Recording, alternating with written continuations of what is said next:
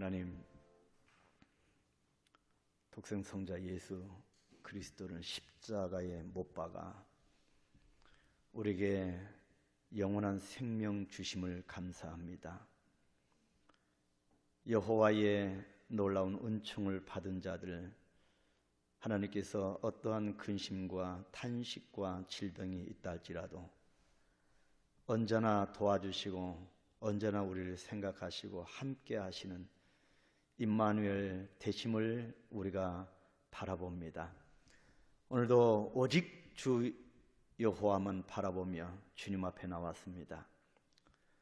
이 세상의 모든 일들을 만나기 전에 여호와를 만나고 우리 자신을 드립니다.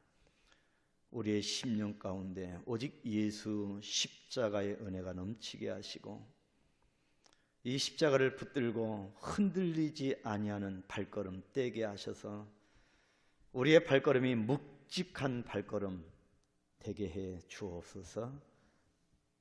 예수님의 이름으로 기도하옵나이다. 아멘. 오늘 사사기 1장 8절, 9절, 10절입니다.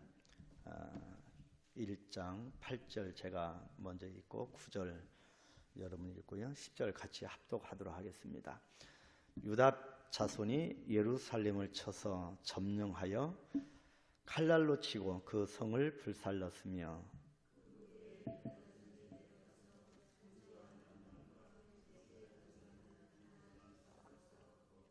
유다가 또 가서 헤브론에 거주하는 가나안 족속을 쳐서 세세와 아히만과 달메를 죽였더라. 헤브론의 본 이름은 기럇 아르바였더라. 아멘. 하나님의 백성들이 가나안화되는 것은 참으로 무서운 것입니다. 우리가 삶을 살아가면서 신앙의 행로를 걷는다 하면서 자신도 모르는 사이에 가나안화되는 경우가 많기 때문입니다. 어제 우리가 보았던 가나안화와 하나님 말씀대로 살지 않은 불신앙과 불순종에 대해서 살펴봤는데, 사사기 첫 부분, 이 부분 가나안화 되어지는 이스라엘 백성들의 모습을 기록했는데, 이 부분에 대해서 조금 더 살펴보도록 하겠습니다. 이스라엘은 온갖 흉악한 죄로 물들어 있던 가나안을 정복하여서 그 땅을 여호와화하라는 사명을 받고 가나안에 입성했습니다.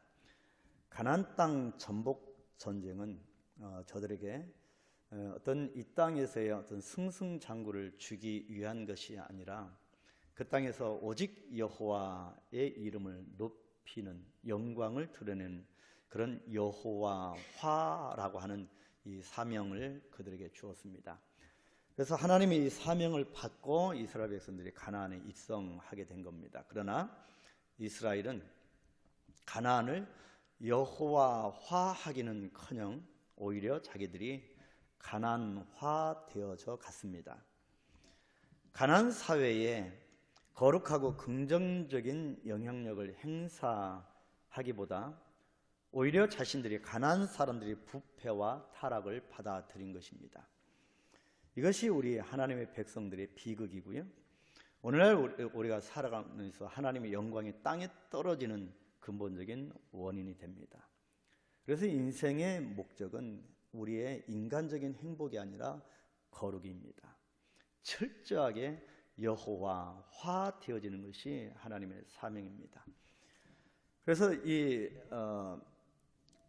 룻도 오랫동안 소돔과 고모라 땅에서 바로 성문에 앉을 정도로 유지가 된 그 사회에 영향력을 끼칠 수 있는 위치에 하나님이 올려주셨는데도 불구하고 이 소돔과 고모라 땅에 의인 10명, 아니 한 명도 없어서 그 땅이 무너지는 것을 우리가 봅니다.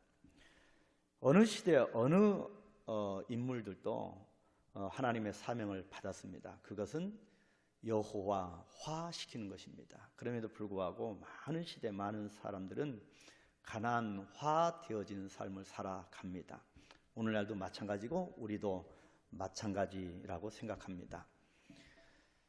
그렇기 때문에 그리스도인들이 이 땅 가운데서 거룩한 하나님의 사명, 이 거룩성을, 영향력을 끼치지 못하면 그 시대는 희망이 없습니다. 바로 이 첫 번째로 이 가나안 사람들의 부패와 타락을 받아들였는데, 그 첫 번째 증거가 사사기 첫 사건으로 기록하고 있는 아도니 베섹이라고 하는 이 사람의 처형 사건이었습니다. 어제 우리가 이 부분을 보았고요. 전쟁에서 생포한 적장을 공개적으로 처형하는 것은 당연한 일이었고 하나님의 뜻이었습니다. 그런데 문제가 되는 것은 이스라엘의 가나안 사람들의 풍습에 따라서 지나치게 잔인한 방법으로 아도니 베섹을 매우 고통스럽게 죽게 했다고 하는 점입니다. 아도니 베섹과 더불어 이 가나안 땅의 풍습대로 손 발가락을 잘랐고, 또 곧바로 공개적으로 처형하지 않고 예루살렘까지 이끌어 왔습니다. 철저하게 하나님의 방법이 아닙니다. 또 하나님의 지시하신 말씀대로 한 것도 아닙니다. 정복자 이스라엘은 벌써 자신들의 손에 이미 정복당해 죽어가고 있는 가나안 사람들의 가치관과 풍습을 닮아가고 있었던 것입니다. 처형 방법이 이 가나안 땅의 사람들 똑같은 풍습으로 그렇게 자행을 했다고 하는 것입니다. 이것을 사사기가 시작하면서 첫 번째 사건으로 보여줍니다. 우리들도 이 시대를 자신도 모르게 이 시대를 닮아가고 있는 것을 경계해야 합니다. 또한 이스라엘의 각 지파들은 자신들이 할당받은 기업에서 처음에는 힘에 붙여 그런 힘이 주어지지 않아서, 그때는 아직 하나님의 그런 능력을 주시지 않아서 가나안 사람들을 내치지 못하였다가, 나중에 하나님께서 이 가나안 이 족속들을 이 이스라엘 백성들에게 붙여줍니다. 그래서 힘이 생겼을 때, 내칠 힘이 생겼는데도 그들을 내치지 않았습니다. 이 부분은 다음에 27절, 28절에서 우리가 보게 될 것입니다. 철저하게 하나님 중심이 아니고 그렇게 가난화되어지는 그런 이스라엘 백성들의 모습입니다. 바로 이 유다 지파가 시몬 지파와 연합하여서 그렇게 저들을 물리쳤다, 승리했다라고 표면적으로는 보여지지만, 결국에는 성경을 자세히 보니 하나님께서 그들을 붙이셨다, 계속 그렇게 기록을 합니다. 그렇다면 저들의 힘에 의해서 승리가 온 것이 아니고 철저하게 하나님으로부터 승리가 왔다고 하는 것이지요. 그럼에도 불구하고 처음에는 힘이 없어서 내치지 못하였는데, 힘이 생겼는데도 그들을 내치지 않는 모습을 보여줍니다. 점점 더 가난화되어지는 모습입니다. 이스라엘은 가나안 사람들을 죽이거나 내치는 대신 심지어는 부역군으로 삼았습니다. 그 부분을 또 사사기에서는 기록을 하는데 28절, 30절, 33절, 35절 계속 기록합니다. 그들을 하나님의 방법대로 내치는 것이 아니라 처형하는 것이 아니라 완전히 자기 자신들의 이득을 위하여 부역군으로 삼는 것을 봅니다. 이 말은 경제적인 논리를 하나님의 명령과 신앙보다 더 중요하게 여겼다는 뜻입니다. 너무 아까워서 내치지 못하는 것입니다. 경제적인 논리가 하나님의 명령과 신앙보다 더 앞섰다. 참 이 물질적인 부분을 내치기가 참 어렵습니다. 우리 육신의 옷을 입고 있기 때문에 이 물질적인 경제적인 논리를 하나님보다 우선순위를 나중에 둔다고 하는 것은 참 엄청난 믿음이 필요합니다. 결국 이스라엘은 진멸해야 할 가나안 사람들과 동거하게 되었고요. 이런 현실은 이스라엘의 가난화를 급속도로 진전시키게 된 것입니다. 그렇기 때문에 사사기의 비극적인 마무리는 가나안을 여호와화하지 못하고 오히려 자신들이 가난화된 이스라엘의 참담한 말로를 보여줍니다. 마지막 사사기에 끝날 때 각각 자기 소견에 옳은 대로 행하였더라 하고 사사기가 끝납니다. 흑암의 그런 시대가 계속되어지고 결국에는 한나의 기도를 통하여 사무엘 1장에서 사무엘이 태어나게 됩니다. 다시 말해서 사사기는 오늘날의 언어로 말하자면 세속화의 비극을 경고하는 책인 것입니다.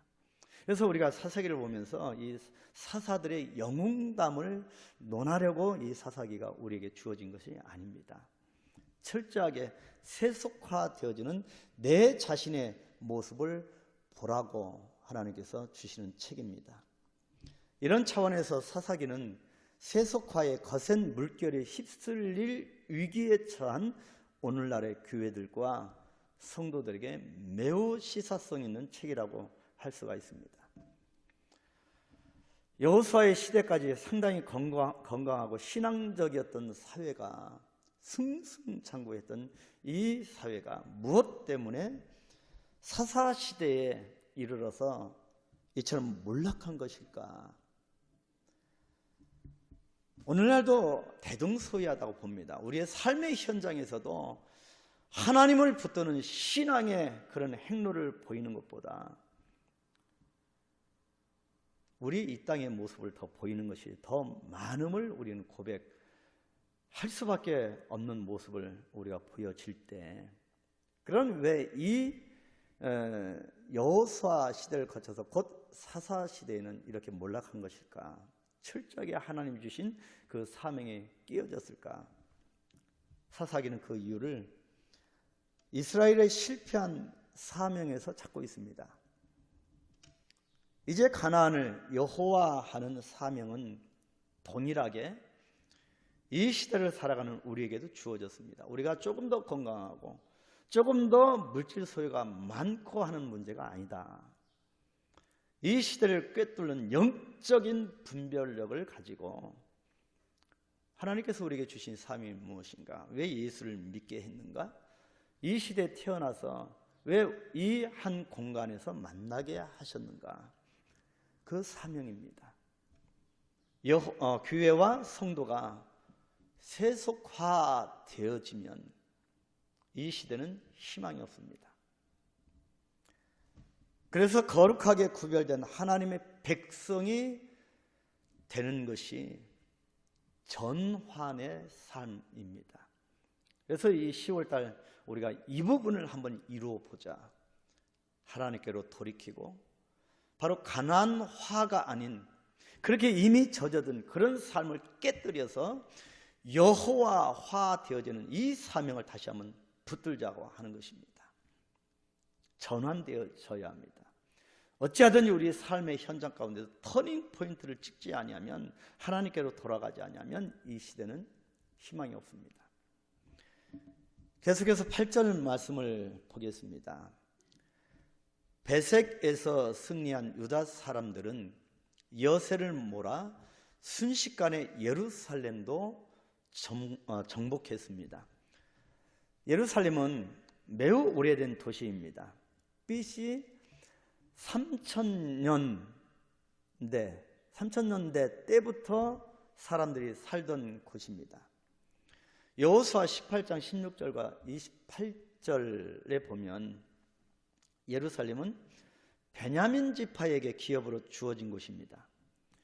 여기에서 지금 베냐민 지파가 아닌 유다 지파가 정복하는 것으로 볼 때 이 두 도시는, 이 두 지파, 이 예루살렘의 이 도시는 두 지파의 영토 경계선에 위치해 있음을 시사합니다. 유다 사람들이 불지른 이 예루살렘 성은 예루살렘의 남쪽 기드론과 흰놈 골짜기 사이 그 언덕에 있었던 요새를 뜻하는 것으로 추정됩니다. 베냐민 지파와 이 유다 지파 사이에 경계에 있는데 지금 유다 지파가 그것을 점령을 하고 있다는 말씀입니다. 먼 훗날 다윗이 이 예루살렘 성을 다시 정복해야 했다고 하는 것을 감안할 때 유다의 예루살렘 점령은 완전한 정복이 아닌 오래 지속되지 않았음을 우리가 알 수가 있습니다. 완전 정복이 된 거 아시고 완전히 여호와 시키지 못한 그 결과로 나중에 먼 훗날 다윗이 다시 이 정말 난공불락인 이 천의 요새를 다시 어렵게 정복을 하게 됩니다. 이 말은 하나님께서 주셨던 이 베냐민 지파에게 주셨던 이런 바통들이 역할을 잘 못하면 하나님의 잔이 다른 곳으로 옮겨간다. 하나님이 우리 한국교회에 주신 바통이 있습니다. 그 사명을 이행하지 못하면 이 바통은 중국으로 넘어가고 또 선교지라고 우리가 그렇게 밑으로 내려다 본 그 나라로 옮겨갈 수밖에 없습니다. 또 이런 사명을 받은 자가 사명을 이행하지 못하면 나에게 이 잔이 다른 사람에게 넘어갑니다. 이것은 바로 구속 역사에서 보여주는 하나님의 뜻입니다. 그렇기 때문에 완전 하나님 앞에 사명 받은 자는 온전하게 그 사명을 이행해야 하는 것을 이 예루살렘 성이 회파되어지는, 점령되어지는 이것을 볼 때 알 수가 있습니다. 예루살렘을 정복한 유다 사람들은 산간 지방 최남단에 있는 사막 지역인 네겝과 지중해 해안까지 이어지는 낮은 지대까지 내려가서 가나안 사람들과 싸웠음을 9절에서 기록을 하고 있습니다.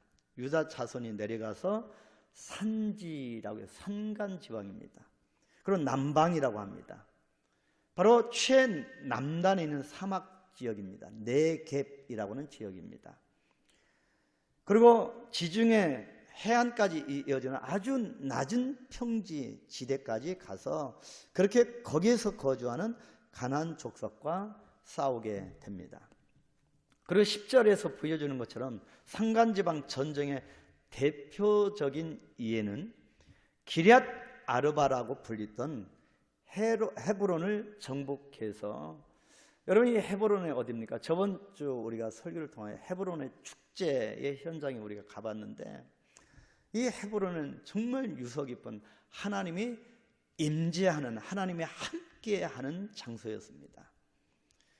바로 유다 지파가 기럇 아르바라고 불리던 이 헤브론을 처음으로 정복을 합니다. 여호와화 되어지는 사명을 안고 하나님이 임재하는, 하나님이 함께하는 것을 정복해 나갔다는 것이죠. 그래서 세세와 아히만과 달메를 무찔렀다, 그렇게 기록을 합니다. 이 부분에 대해서 우리가 다음 시간에 우리가 한번 구체적으로 나누도록 하고 이 시간에 우리가 기도하겠습니다. 하나님, 세속화가 무섭습니다. 나도 모르는 사이에 이 땅을 닮아갑니다. 하나님의 백성인데 세상과 구별된 삶을 놓치고 우리가 이 땅과 이 땅의 사람들이 걱정하는 똑같은 걱정과 초조함으로 이 땅의 것을 놓고 그렇게 걱정합니다. 믿음 없음을 보여주는 그런 삶을 살아갈 때가 많습니다.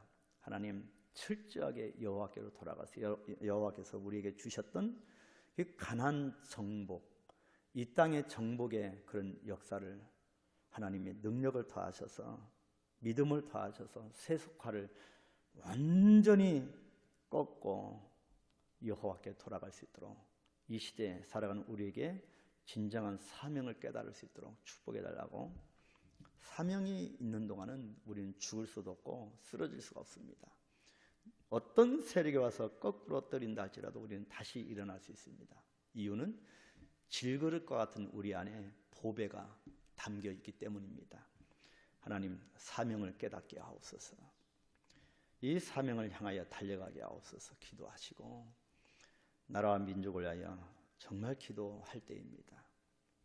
나라와 민족을 붙들어 주시고 분열되어지는 이 나라 민족을 붙들어 주시어서 하나님, 하나님의 통치하는 그런 나라가 되어질 수 있도록 여야를 물론하고 하나님을 두려워하고 이 땅에 하나님의 통치 가운데 나아갈 수 있도록 축복해 달라고, 복음으로 점령되어지는 나라와 민족이 되어서 세계 복음화를 향하여 세계를 받은 그런 교회, 그런 민족이 되어질 수 있도록 축복해 달라고 간절히 기도하시면서 주일을 잘 준비해서 온전한 예배를 드릴 수 있도록 주님이 축복해 달라고 우리 다 같이 기도하겠습니다. 주기도문 합니다. 하늘에 계신 우리 아버지여, 이름이 거룩히 여김을 받으시오며 나라에 임하옵시며 뜻이 하늘에서 이루는 것 같이 땅에서도 이루어지이다. 오늘날 우리에게 일용할 양식을 주옵시고 우리가 우리에게 죄진 자를 사하여 준 것 같이 우리의 죄를 사하여 주옵시고 우리를 시험에 들게 하지 마옵시고 다만 악에서 구하옵소서. 나라와 권세와 영광이 아버지께 영원히 있사옵나이다. 아멘.